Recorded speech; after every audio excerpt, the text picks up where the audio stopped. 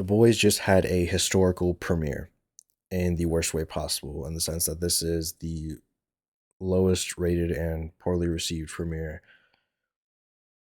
in the series to date.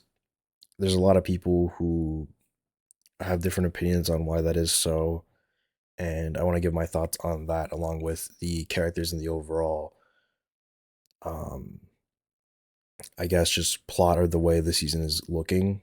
But for right now, let's take a look on the more technical side of things and look at some of the ratings on IMDb and Rotten Tomatoes to put into context how poorly received this season has been compared to others in this mostly great series.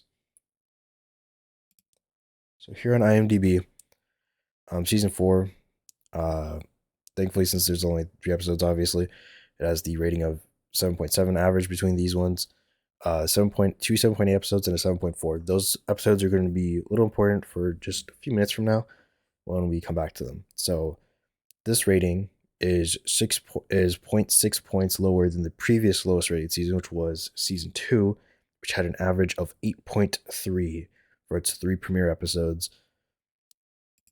Its next highest is going to be 8.4 for season 3, which had a very balanced first 3 episodes in terms of rating wise.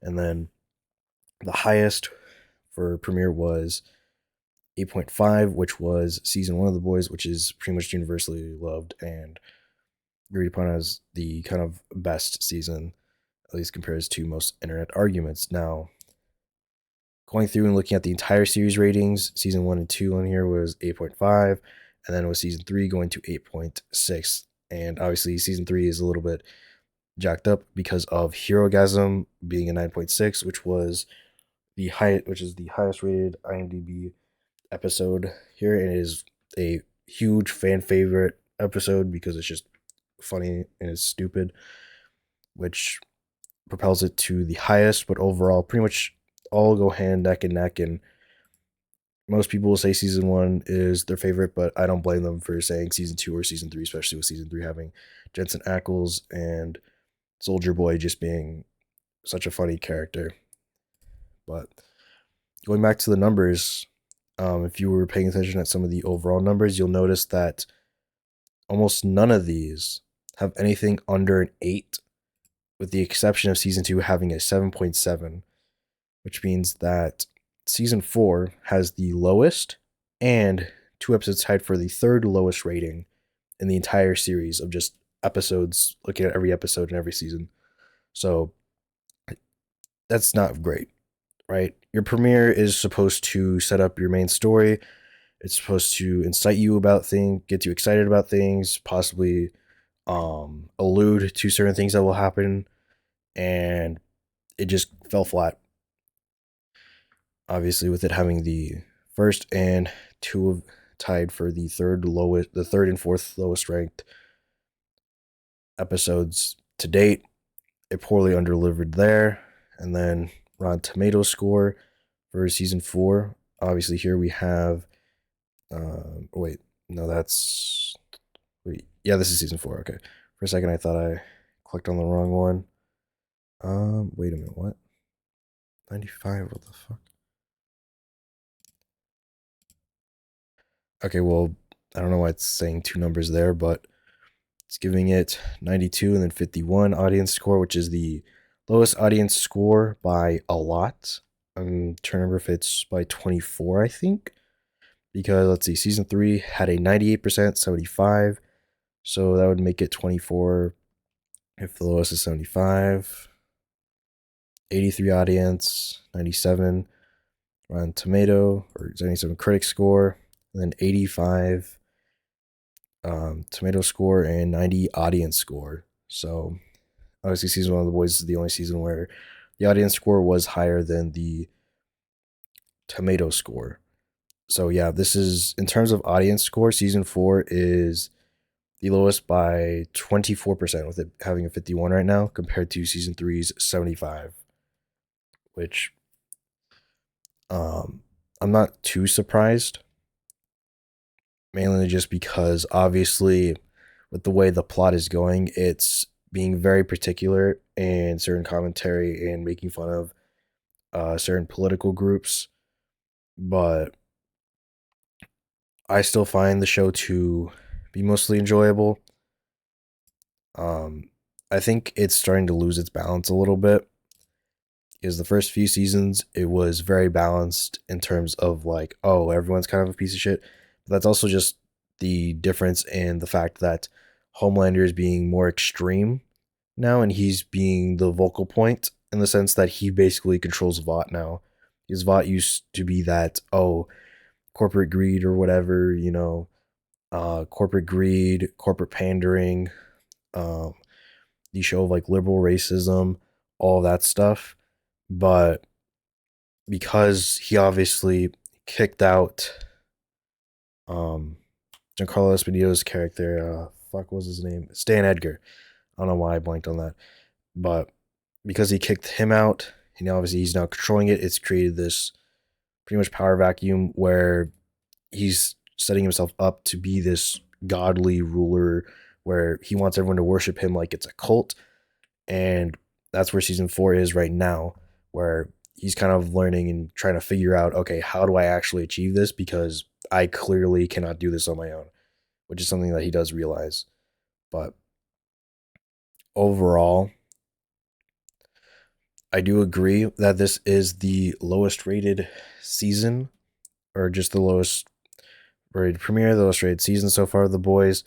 I don't think that's very well written. I think it should be rightly perceived as the worst, but I have some slightly different reasons than certain people, and I want to talk about that and the some of the newer characters.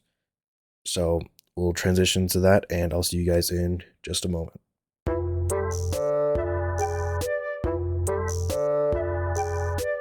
Okay, so this is going to be my kind of take on the whole it's woke debate for this season, because I think it does play, well, I think the woke opinion plays a part into why the audience scores are lower, but I don't think that it plays a part in the season just overall not being that well received. Well, it does, but not in the sense that I think the season isn't that great compared to other previous premieres.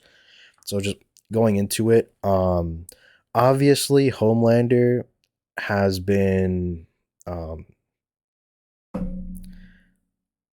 fuck, why am I blanking on the word? Escalating. Homelander has been escalating, right? Since season 1, and obviously he's now at the point where he has control of Vought. He controls a large portion of, or at least a sizable portion of the government. He has a large fan base, all that he uses by promoting things like nationalism, religion, um, doing all these things to essentially form a cult around himself. And while that obviously does mirror certain politicians, political parties, and a certain political figure here in America, you can't really just be look at that and just be like, oh my gosh, they're making fun of me. Like, no shit, they've been making fun of you since season 1. It's just now a lot more obvious and blatant because of the fact that Homelander has escalated to the point where he has so much power that he is actively trying to now implement his plans of making himself a literal god among men, right? Like he views himself as a god and he's trying to implement that, which you will see later on when we talk about things like Sister Sage, Firecracker, and some of the other potential plot points. But like I said, they've made fun of people like this who use certain things to push political agendas since season 1, like religion or nationalism. And then, even then, while obviously it's a lot more blatant now because of the fact that he's obviously in power, he's the main villain, so they're showing all that off. You can still take a lot of those principles and still apply them to the other side of the aisle, to left wing content creators, to left wing people, and still pretty much get the same shit. They'll just use different things to manipulate people, because that's just the reality situation. I think a good example is Victoria Newman. She is a literal wolf in sheep's clothing the entirety of the series. She pops the heads of multiple people who could have been vital to help dethrone Vought and potentially help convince other people to team together to take down Homelander, but she does it out of either self-preservation, for her father, or just a multitude of other selfish reasons. And because of that, we're now in this situation, right? And she's also now in a situation where obviously she's close to become the presidency, and now that creates a rift where Homelander wants her to essentially take over presidency because they're going to kill the president once they get elected, because it looks like they will get elected, and have her just basically come out as a soup, do all this other shit. And then and she's like, no, I don't want to fucking do that. It's going to start a dying ass civil war, right? You have all this stuff going on. So Victoria Newman is very clearly a wolf in sheep's clothing. She's being portrayed. She's been portrayed as a Democrat. She's killed a whole bunch of fucking people to preserve herself or her family and a bunch of other shit. You have the liberal racism, which has been consistent and all throughout the show, especially with the new character, Sister Sage. That shit is terribly bad. Um, the casting director as well, his whole thing with so just going into like liberal racism, right? So with the character of Sister Sage, despite the file, I believe reading the smartest being alive or something like that. Either way, I don't remember the exact wording of the file, but I'll show it up on screen right now when I find a screenshot of it. But um, either way, it's still inferred that she's the smartest organism on the planet. Like there is nothing in the world in that Earth that can compare to her level of intellect. Yet she is consistently degraded and just labeled to her biological gender and the melanin in her skin. The amount of times she just gets called smartest woman alive in the series, I don't remember the exact times, but still, like imagine being the smartest person alive and probably the smartest person in history, and the company that literally put drugs in you as a child to make you that way knows about it, and then people will still just call you the smartest woman because of the fact that they as a company and like other people will just use the fact that you're a black woman to prop you up instead of using your actual fucking skills, right? Because that's liberal racism. They're like, oh my god, it's a black woman, oh my god, and they prop you up. But then it's like, do you not notice that she's quite literally the smartest fucking person on the planet in all of existence? Well, not all of existence, obviously. There might be some like bullshit alien thing that they may write in, but probably not because they like keeping it grounded. But still, right? She's the smartest fucking human alive was ever existed, and they're just degrading her to being a black woman. And she mentions that multiple times throughout the show, like, "Oh, I'm the smartest being." She constantly has to remind people. She talks about how she hates wearing the super suit, and she tells Homelander that if she joins him, she cannot be in the Seven. She cannot wear the super suit. It is racist as fuck. She doesn't want to do that. And then, of course, he's petty as fuck, so he makes her do that anyways. And he also does a few other things that kind of just fuck with her ability to do shit because he's just petty, but that's just Homelander in general, right? So you have all that shit, right, where she's just being degraded because of the simple fact that she's a black woman, right? Even though she's the smartest being in the world. Even girl boss Ashley, right? Ironically, girl boss Ashley is like, oh, I'm this girl, blah, blah, blah, blah. You know, she does that whole femdom shit with the fake Tucker Carlson. And she refers to Sister Sage as the smartest woman alive. Like even people like that who like portray like feminism or just like girl boss power will just still degrade people, right? Because she's a corporate show. That's what she is. And then going to other corporate shows like the director for the A Train movie, which is kind of just a Blind Side ripoff, or just kind of making fun of Blind Side, which is really funny considering that like all the Michael Orr situation that came out. Like, oh my god, has it been almost a year now since the Michael Orr situation? With like the lawsuit and stuff, which was funny because I always hated that movie. My mom and like a bunch of my family loved that fucking movie, and I'm like, that movie is stupid as fuck, and you should not watch it. They're like, why? And I'm like, because Michael Orr said that like a lot of that's a lie. That the way they portray him is just straight up wrong. But they still watch it, and now a bunch of people are like, "Oh my god, we should have never liked this movie." Oh my god, it's like, bro, did you not listen? Like he spoke out against it beforehand, but people don't care. Um, okay, yeah, going back to the director. Obviously they had the Will Ferrell cameo, which they mentioned last season, which was kind of funny to see now. And in the scene afterwards, he's talking to A Train about it, and he corrects the way one of the lines, because A Train just says, you don't know me, or oh my god, I forget the exact line, but he says the word don't, and he corrects him to try and say this like very stereotypically black version of don't. Um, I don't remember the exact words for it. I'm blanking on it right now. I'm sure I'll find a clip of it or not a clip. I'll just take the screenshot of it, and just post it up on here for you guys to see what I'm talking about. But like that, for example, and then he follows it up by saying, "Oh, we checked with our um what is it called? It's a fuck. Why am I blanking on this? Um, oh my god, why am I blanking on this word? Um, fuck, like a group of writers basically come, oh, sensitivity writers or some shit like that. Basically like, oh, we brought it up to like the sensitivity writers and they approved this and like a bunch of other shit, which is stuff that they've constantly brought up before in other previous seasons when doing these movie types of movies and stuff like that. They're like, oh, it's okay, it's not racist because we hired a bunch of people to tell us it's not racist, right? So there's a whole bunch of other shit like that which can still easily be applied to other people on the aisle as like subtle racism and like stuff like that. But yeah, I mean this show has always made fun of political people in general and just politics in general. So I don't really see the way that like you should be mad just because it's clearly making fun of your side a lot more than the other side now. And I think that leads into Firecracker a lot because in the episode where she meets Sister Sage for the first time, Sister Sage obviously starts the conversation off by, "Oh, do you actually believe this stupid shit?" And Firecracker obviously plays into the role still, and she's like, "Oh yeah, absolutely." And then when Sage asks her, "Oh, what do you sell?"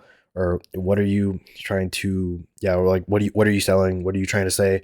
and all that stuff. And she's like, "Oh, I'm selling the truth. I'm talking about this, da, da, da." And then when Sister Sage's like, "Yeah, that's bullshit." And then as she's about to leave, um, Firecracker stops and he's like, wait, I'm trying to sell purpose. And then she explains about how like, oh, a lot of these people, they're either like, oh, they had someone die to something, or they're outcasts, or they don't really feel like they belong, or all this other stuff. And she talks to like how like, oh, more people want to feel important, like that there's some big um boogeyman against them rather than they're just a useless nobody who no one will remember when they die, which is true about literally everyone imaginable because the like fake boogeyman you can talk about can be used for literally any type of person, whether you're talking about like whether it's like big pharma, politicians, other shit, right? Like there's some people who will believe that like um just because they have a certain skin color they will never be able to do anything, and that like they'll be constantly held down or some shit. Which in certain circumstances, yes, systemic racism will hinder you in certain ways. But to just roll over and just act like you can't do shit like that is going to be a problem, obviously. But when people have that boogeyman to fight against, it gives them some type of purpose and it gives them excuses to do all sorts of stupid shit, right? Which is true for everyone on each side of the political spectrum. And and she's an obvious allegory for a lot of political commentators on both YouTube and Twitch who will just actively go out and say whatever talking points are popular or just will give them the most affirmation, or just will affirm their own beliefs along with the beliefs of others because it will give them a lot of money. It'll make them famous, do all sorts of other stuff. We see that all the time with people on the right and people on the left. I'm not just going to go and throw out names because I'm sure you could probably guess who this allegory could apply to just regular grifter, to just anyone who's a grifter, because that's basically what she is. And you can apply it, even though they're obviously making fun of sorry, right wing grifters. You can still apply that to left wing grifters. It's just they just use different things to do it, obviously, because they're not pushing the same points. They push different points and they utilize different things to control and manipulate people and all that other stuff. So that is my opinion on the whole is it woke thing for this season. now I'm going to transition into what I think are the main problems for this season. So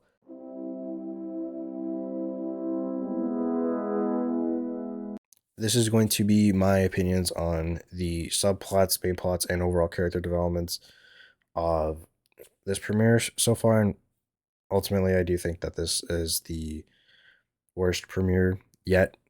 So I'm gonna just kind of go through and explain why I think so. Homelander, he's at the peak of his power. He starts the season in control of Vought, the politicians that Vought controls.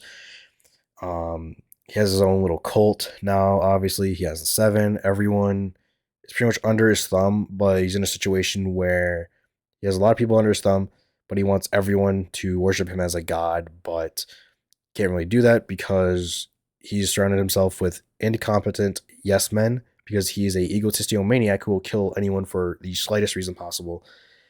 Which is why when he's looking for two new members of the Seven, the first one he ends up finding is Sister Sage, and he only goes to her because she is a soup and she is the smartest being alive, which is again also too much for his ego, and he tries to upplay or inflate his own intelligence, which Sage obviously sees through. And later on, Sage will end up picking Firecracker because she realizes that Firecracker is a useful tool, and that even though her powers are pretty much useless because of her platform and her ability to just radicalize people and be the anti-Starlight while also kind of smearing dirt on Starlight. She's fast track. She basically just gets thrown into the Seven to utilize to fit Homelander's view of making himself a god among regular people because he believes that he is the evolutionary superior. Him and a bunch of other soups are just the evolutionary superior, with him being at the top of that chain, which is going to be a little ironic later down the road, depending on how they handle the ending and where I think the ending could go. So we have that. Just to piggyback onto Sister Sage and Firecracker, both those characters I found really interesting. Sister Sage at the end of episode 3, it was shown that she gave herself a lobotomy, which I think she uses to kind of dumb herself down to just be more, I guess, normal, or just so that way she can casually enjoy things. Like I mentioned earlier, I find that aspect of it, of her character, pretty cool because obviously there's the mastermind who's just always doing all sorts of things and is hyper focused, and then she's like, I want to relax, boop. And then obviously Firecracker is the um, tool, and the allegory of there's the allegory of the utilization of political commentators and just kind of how they can be utilized to radicalize and do all sorts of things to fit a certain political agenda. I thought she was very well portrayed there as well in that sense. Moving on to Billy. Billy obviously ends up telling the gang in like halfway through the first episode that he's gonna die, and because of that, he's very worried about Ryan because he wants to fulfill his promise to um, Debbie. Right, that's his wife. Why am I blanking on his wife? His wife's name's Becca. It's Becca, not Debbie. I don't. Where the fuck did I get Debbie from? I almost said Beggy, but okay. So yeah, so Becca, right? Um, he meets with Victoria Newman, and she's like, "Oh, you need to sell out Huey and the boys to do it, right? In order to even attempt to make a plan with her to help secure Ryan, right? Which means that this entire plan is literally, or this entire exchange is just her being like, I need to sign a good faith. Hand me all the dirt you have on me, and I will think about helping you. And of course, Billy at first pickpockets Huey, gets the thumb drive, but then as he's about to send it, he gets a vision of Becca. Becca tells him, you can't do this. It's bad. You can't screw him over again. It's going to blow up in your face again. You can't screw over the boys as well. And he eventually comes to it, sends Victoria a picture of a bottle, and then later on, he decides to start taking more of, like, he just gets that realization of like, I've been a dick. I need to better myself. I need to do these things the right way and towards certain people, right? And he starts doing that, which is evident later on when Jeffrey Dean Morgan's character comes up, who is a kind of who is a parallel of him from a few seasons ago, or even parts of last season. Joe Kessler, Jeffrey Dean Morgan's character, where obviously when he's introduced in the first episode, he's like, "Oh, they benched you at the wrong time." Then later on, he's like, "Oh, here's enough drugs to knock out 10 bull elephants. You need to kidnap Ryan so that way we can prepare him to kill Homelander." And obviously, while Billy originally was going to do that, when he offered him the cookie at the beginning of their little meet and greet after he convinced him to come over by playing a knockoff version of Mortal Kombat with him. Um, he realized after talking with him and like playing foosball and bonding with him, they're like, I can't do this again. I can't betray him again. So he throws out the cookies, lies to him. So I was like, oh, I'll fuck them up. I put too much sugar in them. And then obviously, Joey or Kessler, or I think it was Joey Kessler, but Kessler, obviously the parallel of like a previous version of Billy, he's mad at him. They have that argument, but I like that part of Billy in the sense that now that he's dying, he's kind of like in that, like, oh, I want to make things right, and he's trying to be a lot more humane in a lot of his choices and not fucking people over and being a complete dick, because like for example, when he was going to send the before he got the vision or the hallucination of Becca, he would have sold him out in previous seasons unless someone physically stopped him from selling out Huey and like the boys, right? So I like that a lot. And then speaking of Huey, I don't know how the fuck Huey didn't die in that ice rink scene. It's just so fucking stupid. There's so many things that you just have to ignore, like the fact that they now gave Homelander super smell. Apparently, I don't remember him having that. And then it's like, oh, he also somehow didn't see him. Also, Huey somehow crawled through the vents fast enough. Not to mention, I don't remember. Um, this might be incorrect, but from what I remember, Huey was facing this way in the vent, and he shot right here, which meant that Huey would have had to backtrack, like crawl backwards, or Huey somehow after the sweat dropped just flipped and ran, or just flipped and crawl backwards, which is like impossible considering that he's a 6'1" twink in a fucking ventilation shaft. Um, I also highly doubt that everything that like that entire building is just made with a bunch of zinc. I don't also believe that's true. I mean, besides for that, A Train obviously running him out to safety. That is like, yeah, that makes sense. That's the only way he would have been able to survive after getting it outside.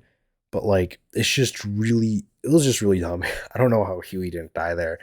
And honestly, I think Huey should have died, considering the whole mother's milk thing that they had earlier. Because um, earlier, mother's milk, I'll talk about that after this because with Huey's character, the only other really thing that's interesting is the fact that his dad is hospitalized, and then his mom shows up, and then she reveals why she left him, and then all that previous stuff about trauma, which is like a kind of a subplot of this season, is unresolved trauma, but that's always been like a minor subplot, but they make this kind of big subplot because they managed to throw unresolved trauma for almost every character of the boys, at least in terms of the boys' team, along with outside characters into it, which I think is part of the reason why it feels so convoluted, so floated, so much filler. It's because all these subplots of like unresolved trauma, that a few of them are kind of just repeat trauma from previous seasons, is like, you could have like stretched that out and maybe focused a little more on the main story. But so there's that with Huey. And then moving on to Mother's Milk. Obviously, earlier I mentioned Mother's Milk. He is now the leader of the boys. He ends up kicking Billy off the team.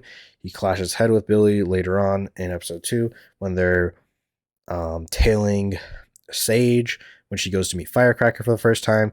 Mother's Milk ends up beating up Billy and tells him to stay out of the operation. And then later on, they get tricked into a ambush by Sage, Firecracker, and the Human Centipede guy. And obviously, later Billy comes in and saves the day. And then he tells them, "Hey, you're going to kill someone. You need to learn how to do certain things. Like you can't always be conservative." He basically tells them like you can't be conservative in certain in like every situation. You kind of have to know when to like actually take action and like go and take someone, which is why Billy got beat up because he wanted to go and nab Sage, but Mother's Milk wouldn't let him. So I feel like Huey dying in that situation could have been um like a realization or just a conflict to Mother Milk's um way that he runs the team, and that it could just be like, oh, it kind of proved Billy right a little bit, but at the same time it's like, it's like a little bit of a freak accident. They came way earlier than they were supposed to and all that stuff. But I don't know. I feel like them killing Huey probably would have been really good for the plot as well, just to raise stakes, provide more to the season, and just make it feel like there's not like obvious plot armor.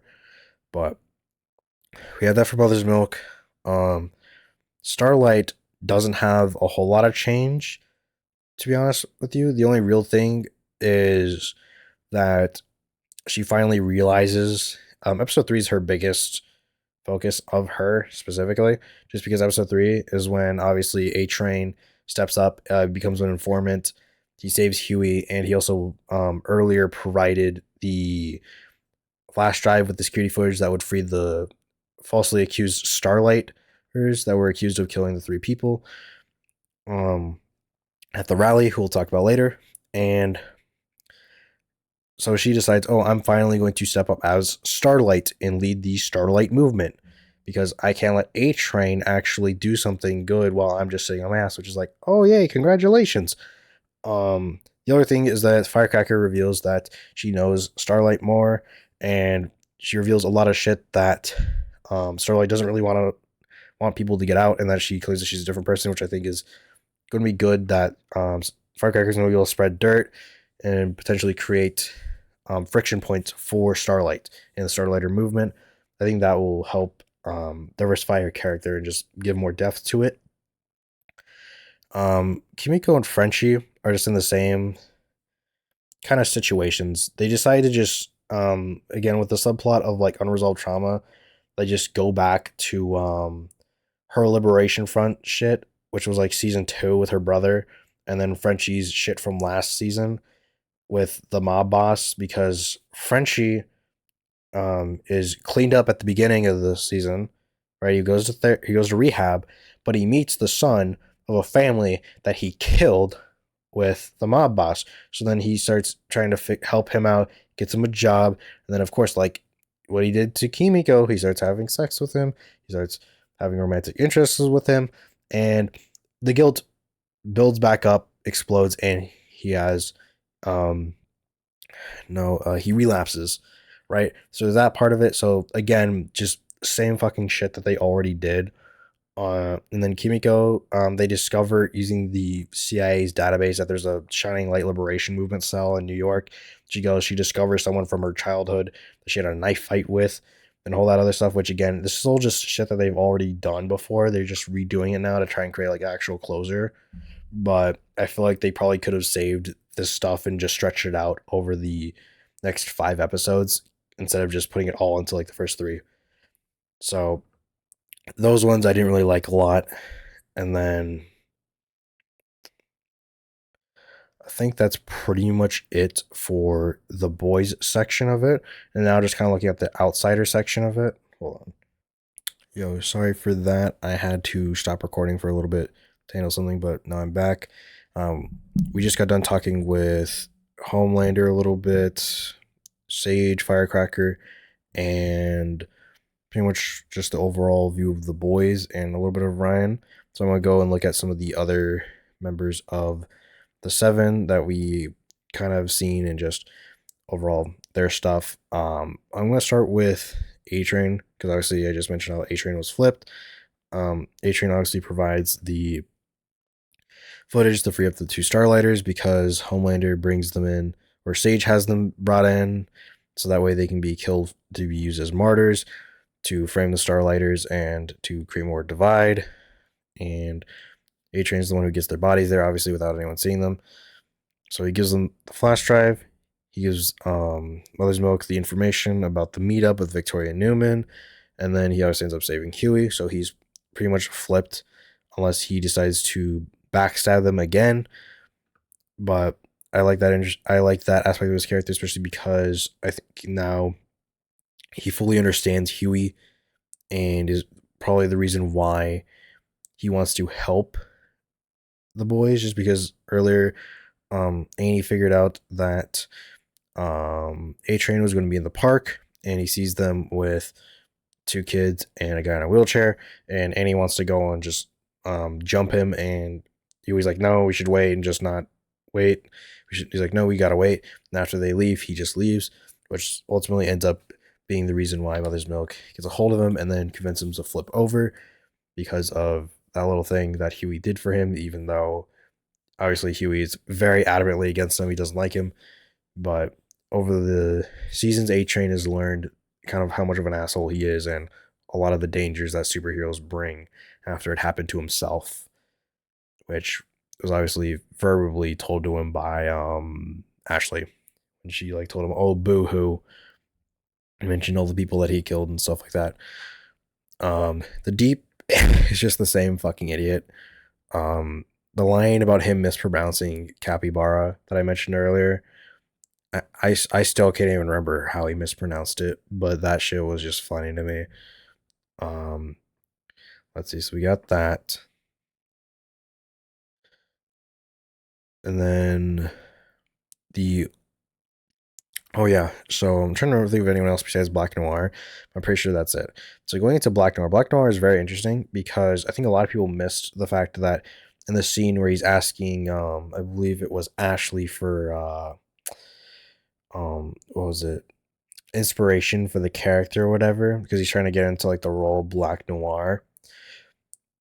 He mentions that he graduated from Godolkin, which tracks with him being able to, in the first episode, basically with like one-handed swing, crack open someone's like head, like almost in half by just literally grabbing a bat and going like, just going whoosh, just like that, like a swing where you just go like that.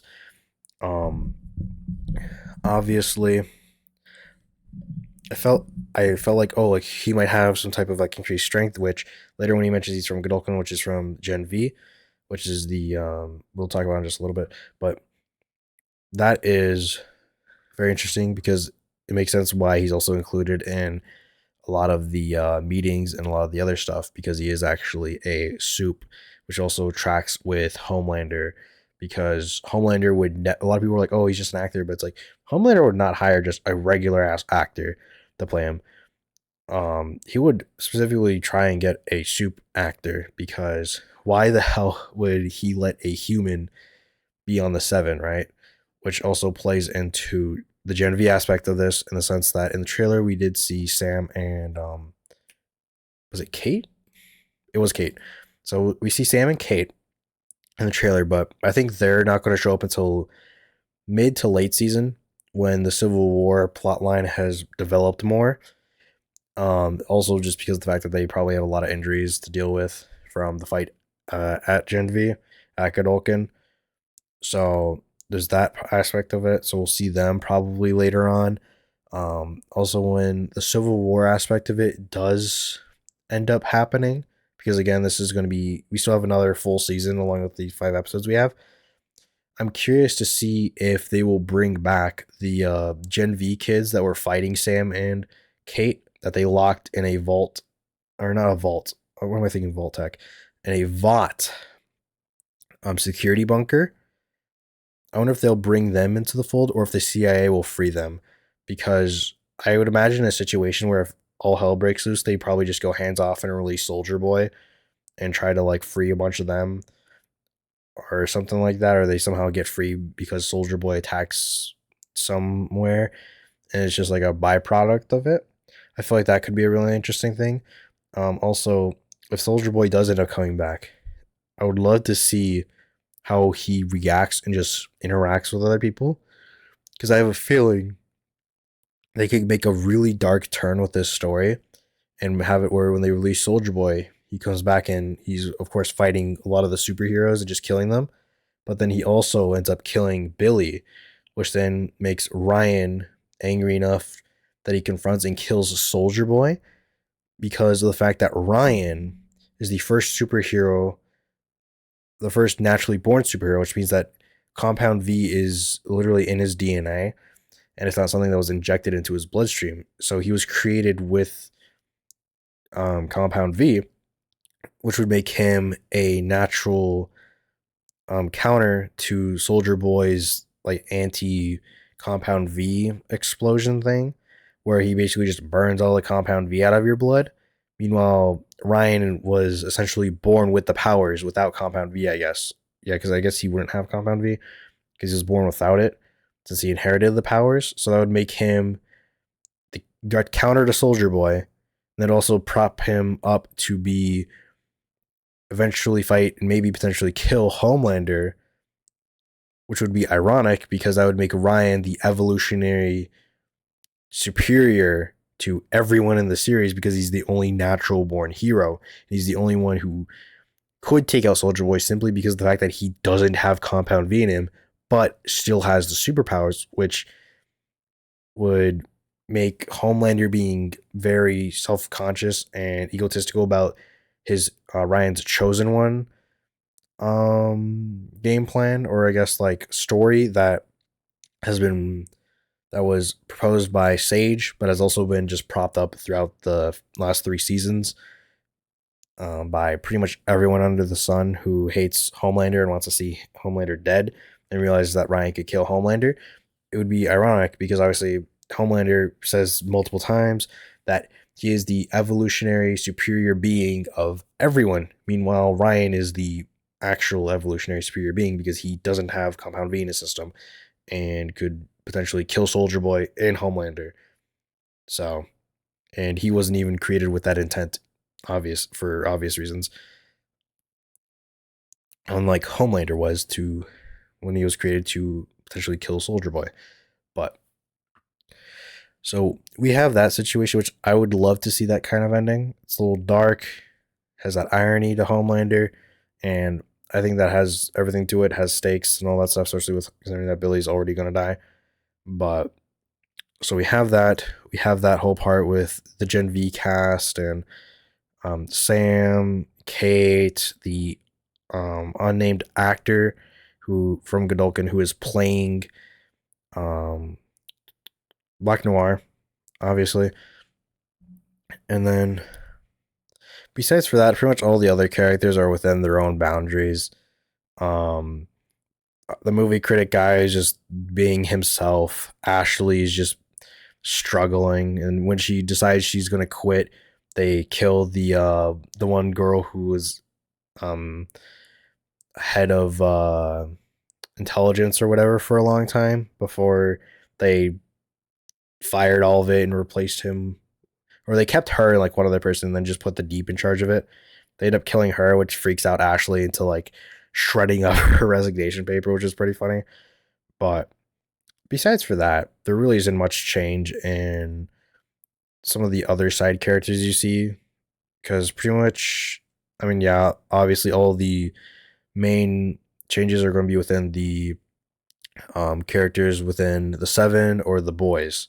So with all that pretty much covered and nothing else to really talk about in terms of other sub characters that we either already mentioned or just played minor roles in sub characters of others, that's pretty much what I view of this season's premiere.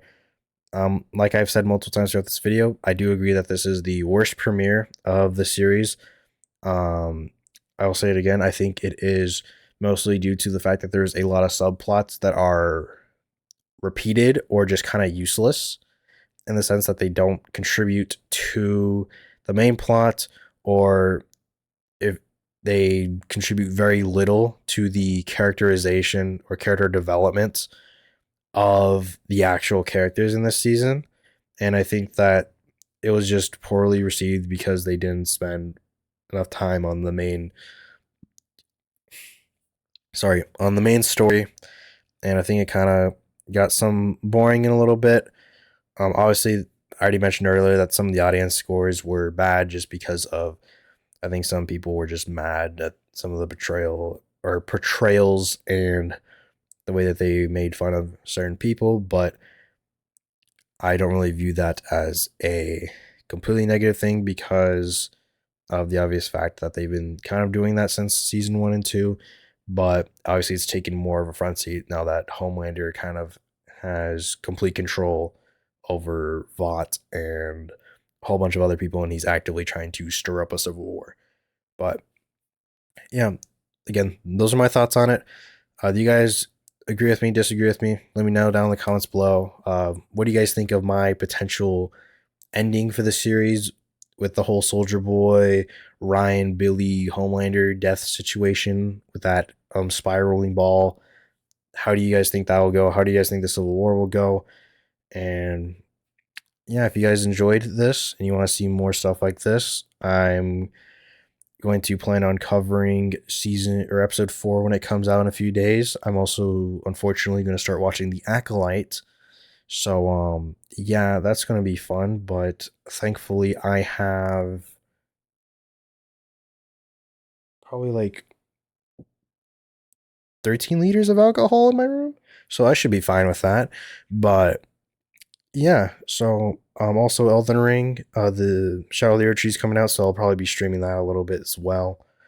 I might do some Elden Ring streams before the Shadow of the Erdtree because there's still a few characters I need to prepare for the DLC. But from what I've heard, the DLC is also pretty big, and I'm thinking about doing a video before it releases on that, just talking about it. But yeah, so if you want to see some of that stuff and anything else I will potentially cover, subscribe, join the posse, and yeah, to all the people who are part of the posse, thank you so much for watching, and until next time.